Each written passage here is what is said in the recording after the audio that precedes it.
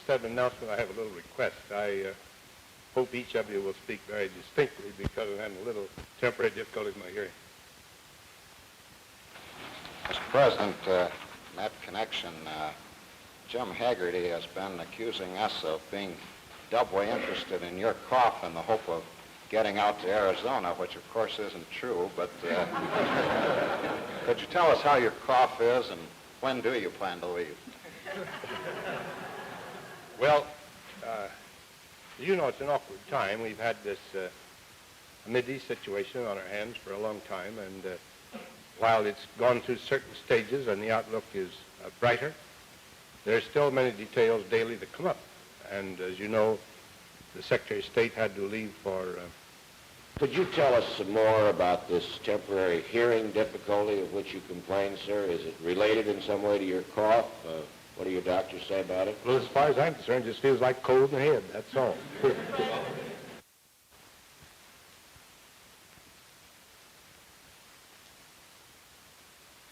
I do think the legislative history of this resolution shows that the Senate approves, the Congress approves of what we are trying to do in the area, and that's the important thing.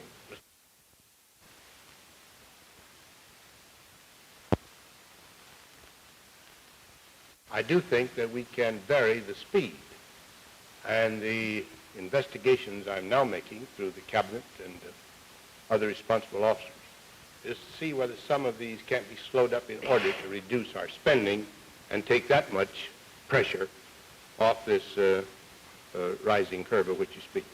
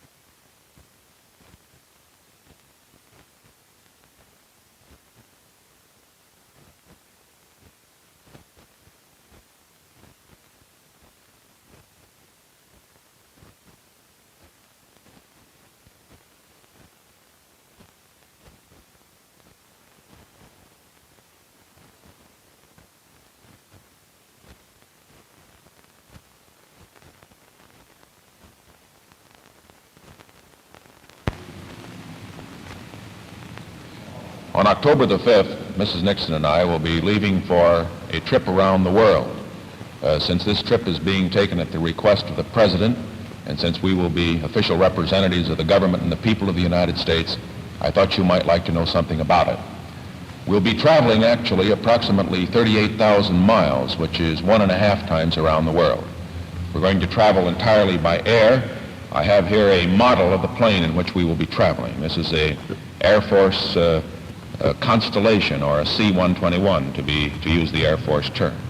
The plane will be set up virtually as an office, since we will be spending approximately 150 hours in the air, which is approximately 15 working days of 10 hours each. We'll have typewriters, filing cabinets, dictaphone machines, and other office materials so that we can continue to work as we fly. The purpose of the trip has been set forth by the President. It is primarily to bring to the peoples of the countries which we visit the personal greetings of the President, and also to convey to them the deep affection which the people of the United States have for the peoples of the lands which we will visit. One is forced to question whether the communist side really wants to comply with the armistice and to face up to the problem of withdrawing their forces from Korea and creating a united and independent Korea. The United States is quite prepared to explore ways to end the present tension. President Eisenhower has already made that clear. We shall, I hope, never grow weary or discouraged in our quest for peace. But what the United States does cannot achieve the desired goal unless there is an equivalent response. The communist-dominated armies in Indochina have no shadow of a claim to be regarded as the champions of an independence movement. If the Soviet bloc countries outside of Indochina persist in promoting war in Indochina, they cannot now be surprised if their conduct is taken as proof that they adhere to the design to extend their rule by methods of violence. So the three Western powers have again sought a meeting with the Soviet Union to accomplish the unification of Germany. So far, our proposals have met with no response. So the three Western occupying powers have offered to conclude an Austrian treaty at a meeting of the foreign ministers, which has been proposed. So far, that proposal has met with no response.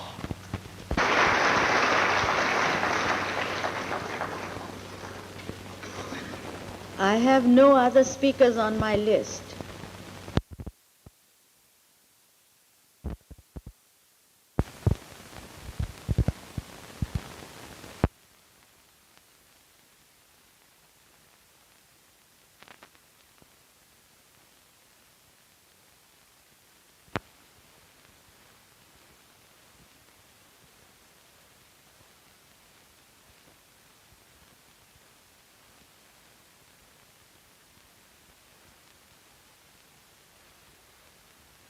I went to the airport, I got on the first plane I could, and went to New York to get the things you requested, sir. And did you bring it back to Washington? I did, sir. To whom did you deliver it?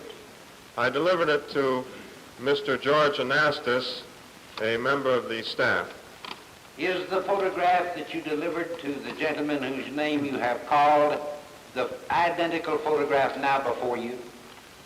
Well, when I took it from my office in New York, sir, it was wrapped in brown paper, and I did not open it between the time I left New York and the time I handed it to Mr. Anastas, sir. But is the photograph you have before you now the one you took from the frame in your office in New York City? Yes, sir.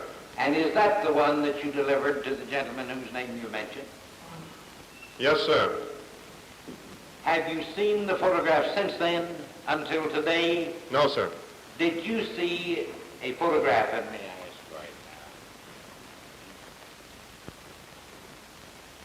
now. Mr. Shine, I now pass to you a photograph purporting to be a photograph of you and the Secretary of the Army only, and entitled at the head, McGuire, AFB, Fort Dix, November 17, 1953, and I will ask you whether or not you have ever seen that particular photograph until now?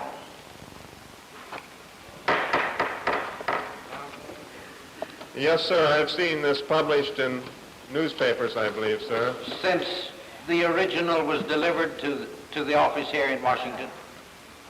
I have never seen this print, sir. I have seen copies of this in the newspaper, sir. Well, those were newspaper pictures of that photograph which Yes, have sir. occurred in the last few days. Right, sir. I've never seen this. But you've sir. never seen the original I now hand you, and the one that I offered as evidence in this case a few days ago. Is that right, Mr. Shine? Right, sir. Do you have any knowledge of any of the circumstances? Strike that.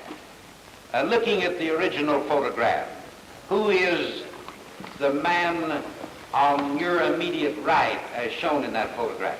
That's Colonel Bradley, sir.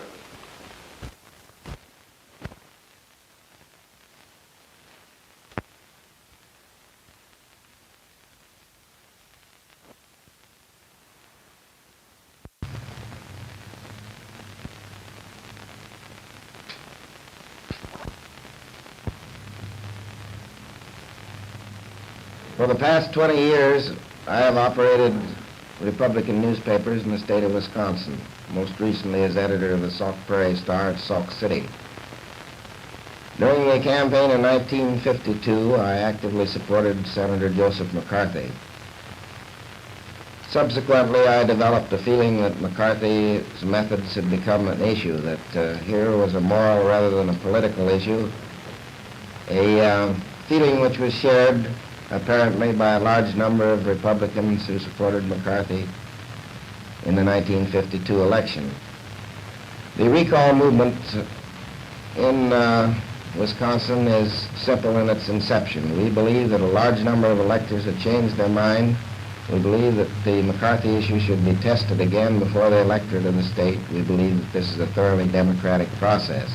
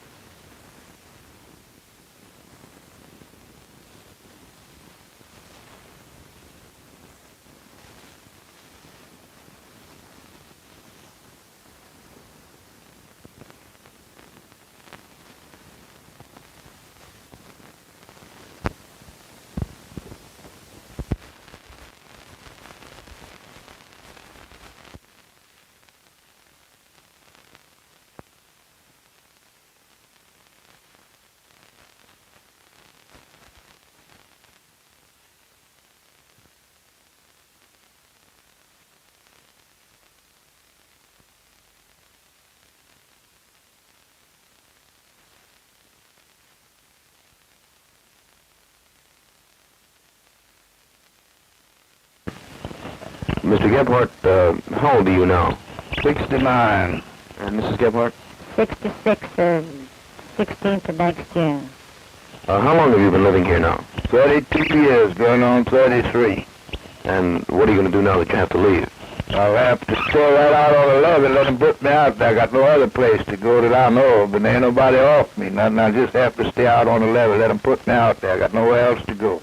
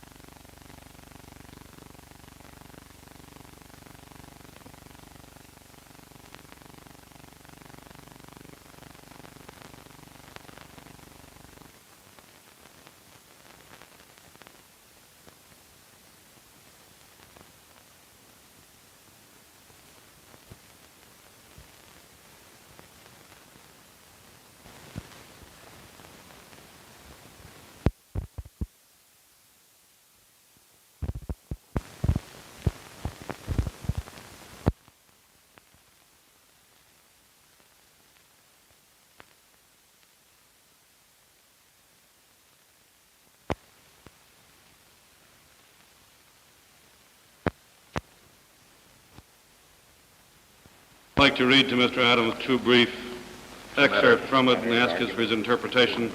Number one, and this is the document prepared by you, Mr. Adams. This is exhibit number 8, the one read by Mr. Jenkins into the record. Quote, I have every confidence that Secretary Stevens and the Army will now immediately and effectively continue the investigations already undertaken by the subcommittee, number one. And number two, I believe that our recent hearings have brought their names out, and that from here forward, the Army should be able to finish the job we have started. Now, number one, is that the language, let me finish, Mr. Adams, is this the language you wanted me to make public? Can I see it? Yes, certainly. I've marked on page 1, page 2, what I read. Yes, I wanted you to make it public with the final paragraph, which says, quote, there are still some witnesses under subpoena by the subcommittee, and they will be heard later this week in New York in executive session. Following those hearings, it is our present plan to hold open hearings on the same subject, probably in New York. That doesn't mean closing the hearing. Could you hand it to me? Well, let's see now. What does this mean when you say, I believe... Read the whole memorandum in context. Wait, it's been read, Mr. Adams. Let's keep our tempers. I believe, quote, I believe, and let's make this clear, Mr. Adams. I am not accusing you of any wrong intent. I think, just let me finish. Don't interrupt. Please don't. Just please don't interrupt until I finish. You're not accusing me of anything? Wait just a minute. Mr. Chairman.